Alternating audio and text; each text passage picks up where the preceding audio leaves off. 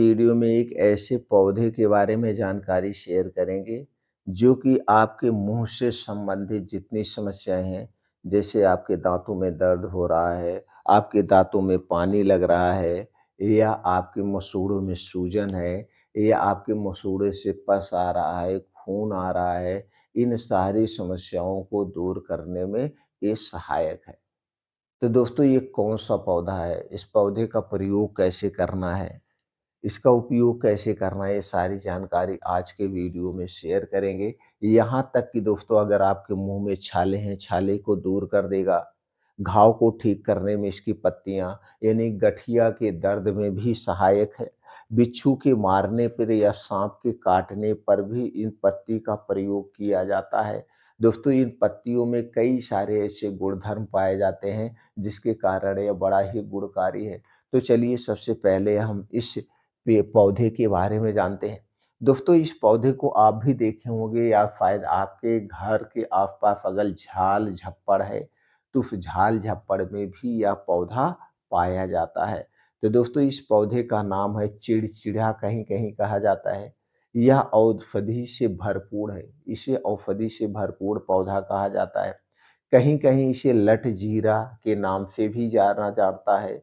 और दोस्तों जब आप वहाँ पे घुसते हैं झाड़ियाँ में, तो इसके जो ऊपर फूल निकलता है, फिर उसमें जो फल होता है, वो आपके पैरों में से कपड़ों में चिपक जाता है। तो दोस्तों इतने नामों से इसे जानते हैं।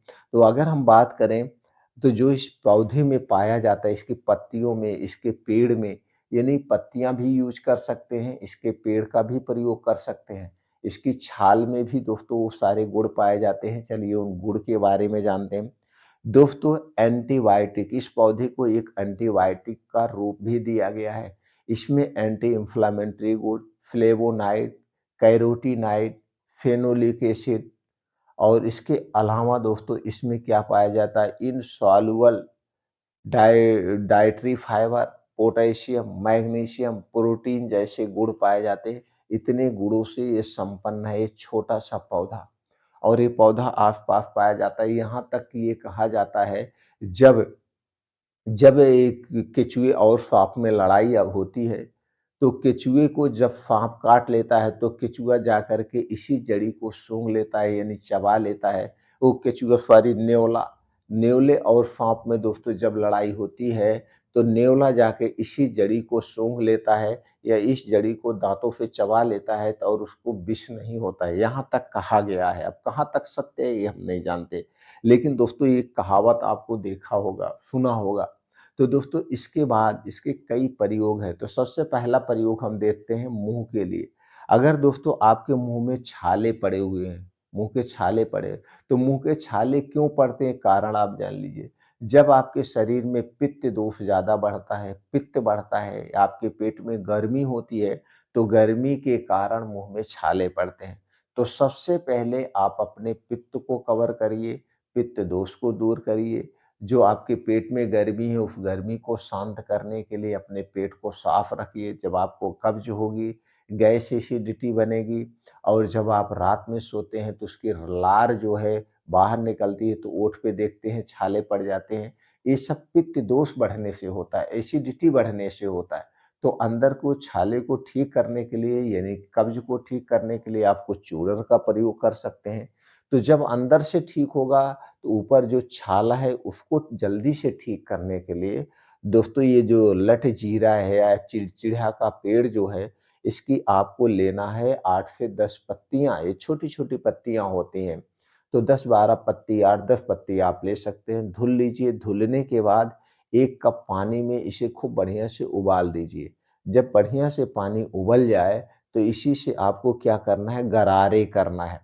तो दोस्तों आप सुबह-शाम गरारे करेंगे तो ये जो मुँह के छाले हैं जल्दी से ठीक हो जाएँगे। अब ये गरारा करने से और भी फ़ायदा मिलेगा। जैसे आपके दाँतों में दर्द हो रहा है या दाँतों में पानी लग रहा, उसको भी ठीक करने में मदद करेगा।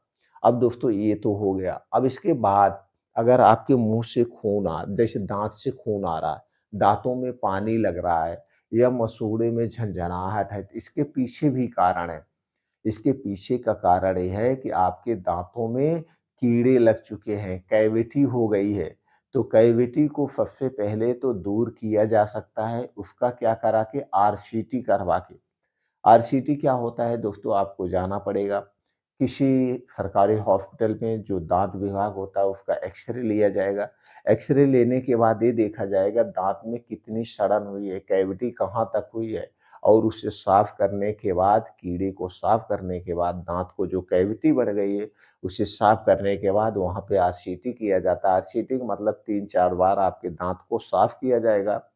फिर उसके बाद उसमें कच्चा मसाला भरा जाता है। कच्चा मसाला भरने के बाद पक्का मसाला भर दिया जाता है, कैविटी ठीक हो जाती है। लेकिन राहत के लिए दोस्तों, ये जो चिड़चिड़ा का पेड़ है, इसके पौधे को ऐसे तोड़ करके, पतला-पतला पेड़ होता है, इसकी दातून करने से, अगर आप इसकी दातून करते हैं तो जो ये दाँतों में पानी लग रहा है, दाँतों में दर्द हो रहा है या जो पस आ रहा है, तो दोस्तों उसे भी कंट्रोल करने में मदद करेगी। लेकिन अस्थायी इलाज जो है, आपको कैविटी का आरसीटी करवाना पड़ेगा।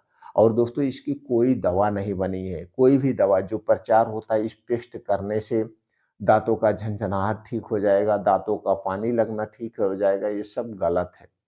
इसके कारण, इससे अलावा दोस्तों, कुछ दाँतों में प्रॉब्लम होने की और समस्या होती है। जैसे जब कैल्शियम की कमी होती है, विटामिन डी की कमी होती है, तो इस कमी के कारण भी दाँत कमज़ोर होने लगते हैं, दाँतों में पानी लगने लगता है। जब शरीर में विटामिन सी की कमी होती है उसके कारण भी, तो ये प्रोटीन्स, विटामिन्स भी अहम भूमिका निभाते हैं। तो इसके लिए आपको एक अच्छी-सी डाइट का भी प्रयोग करना पड़ेगा। अब दोस्तों इसका अगला जो फ़ायदा है, अगर आपको कहीं चोट लग गई है और घाव हो गया, तो उस घाव को ठीक ठीक करने के लिए इसकी जड़ों का प्रयोग किया जाता है। जो इसकी जड़ें हैं, इसे आपको लाना है, इसे बढ़िया से साफ करना है। इसे दोस्तों आपको पीस लेना है, पीस करके तिल के तेल में मिला के अगर आप लगाते हैं, तो दोस्तों जल्दी से वो घाव ठीक हो जाती है। दवा लेने की ज़रूरत नहीं है, पहले यही सब दादी माँ के नुस्खे आज़माए जाते थे। और जो इसकी पत्तियाँ हैं, इन पत्तियों को आप क्या करेंगे, इन पत्तियों को आप ऐसे पानी में उबाल करके उस पत्ती की पानी से घाव को धुलना है। घाव धुलने के बाद आपको तिल में तेल और जड़ी को पीस के लगाने से वो घाव जल्दी से ठीक हो जाती है।